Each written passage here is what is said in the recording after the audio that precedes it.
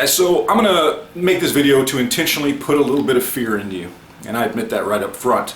Not bad fear, but good fear, hopefully, that will be motivating in some way, shape, or form. Now, if you're a person like myself, you're already in that prepper mindset, the things I'm going to tell you is pretty much just stuff you already know, you've already heard, and you're already prepared for. But if not, I would urge you guys to listen to what I'm going to tell you. Now, I can't go into a lot of details about some of the things I'm going to say in this video because it has to do with my day job, which is something that I don't talk about publicly on the internet because I want these two parts of my life to be 100% separate. But because of what I do and the company I work for and the clients that we have, I can just tell you that there are a lot of companies, both retailers and manufacturers, that are very, very concerned right now that in the next month to 2 months, because of COVID, the economy, lockdowns, anticipating a second wave of both COVID and the lockdowns, because of the election and because of just a whole lot of things that are just bad across the board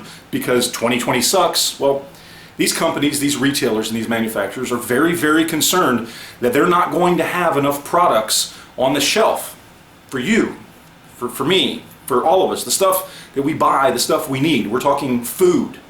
We're talking, bottled water, toilet paper, all the same things that we saw empty out last March and April. They're worried about it potentially even being worse this time because now people know what was missing. Now people know to prepare. And they're concerned. They're concerned they're not going to be able to keep up with demand. They are actively preparing for empty shelves, both on the retail side and on the manufacturing side. And that's just something that they're prepared to deal with. They're hoping that it doesn't happen, but they're pretty sure it will. And that's the information I want to pass along to you guys out there. If there are things that you do not have yet, please go get them now before the next rush, before the next time you walk in and there is no toilet paper and there is no canned soup or canned chili or milk or eggs or bottled water or whatever it is. Please go get what you can now. Now, I've said this for years and years and years, for over a decade now on YouTube. Whether it comes to ammo, whether it comes to prep supplies, food, water, whatever, buy what you can, when you can. And hopefully you guys have been out there doing this already. And you don't need to worry about going and getting more because you already have what you need for you and your family or whoever, right?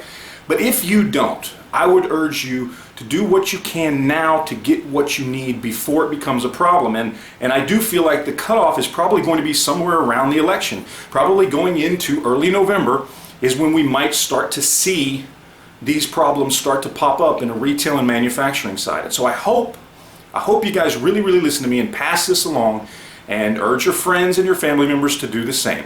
While there is no panicking now is the time to go ahead and go fill up a shopping cart at your local grocery store, Walmart or Sam's or whatever. Get some extra toilet paper, get some extra water, get some extra canned goods, things that are non-perishable, and just put them aside. And hopefully, nothing happens. Hopefully it's fine and the manufacturers and the retailers are able to keep up with everything. But just in case they aren't, don't let yourself get caught off guard.